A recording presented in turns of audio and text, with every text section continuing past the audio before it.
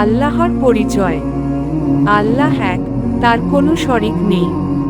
তিনি আমাদের সৃষ্টি করেছেন এবং আমাদের জীবনের উদ্দেশ্য নির্ধারণ করেছেন। 2. জীবনের উদ্দেশ্য।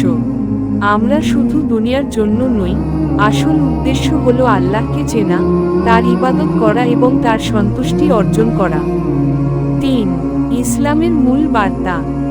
ইসলাম মানে আল্লাহর কাছে আত্মসমর্পণ। ইসলামের 5টি স্তম্ভ: কালিমা, নামাজ, রোজা, যাকাত, হজ। এগুলো শুধু নিয়ম নয়, মানুষের আত্মাকে শুদ্ধ করে এবং সমাজে ন্যায় প্রতিষ্ঠা করে। 4. কুরআন ও রাসূল।